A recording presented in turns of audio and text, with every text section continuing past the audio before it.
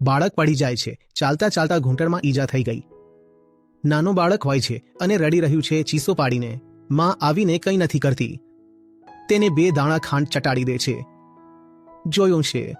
અને તે તેને એમ ચાટવા લાગે છે. ગાલ પર આંસુ સુકાઈ જાય છે. બાળકની જેમ જોઈએ તો તે ખાંડના 2 દાણા આપણને મળી જ જાય છે. ક્યાંક ને ક્યાંક મળી જ જાય છે.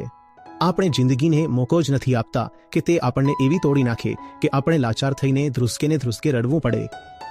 આટલું આપણે તૂટવાનું સ્વીકારતા નથી. સહારો આપવા માટે કોઈને કોઈ આશા બનીને ઊભું રહી જ જાય છે. આ આશા બહુ ગરબડ વસ્તુ છે. આ તમને ખોટી જગ્યાએ ફસાવી રાખે છે. માની જ લો ને સચ્ચાઈ. કેમ પોતાની જાતને લલચાવતા રહો છો? ડર લાગે છે, દિલ તૂટી જાય છે. અને જો સ્વીકારી લીધું કે કંઈ નથી થવાનું, તો પછી કંઈક બીજું કરવું પડશે. કંઈક બીજું કરવાનું આપણને આવડતું નથી. જાણતા પણ નથી તો પોતાની જાતને જ જૂઠ બોલતા રહો. પોતાની જાતને જ ખબર ન પડવા દો કે જીવનના હાલચાલ શું છે, જેથી આશા બની રહે.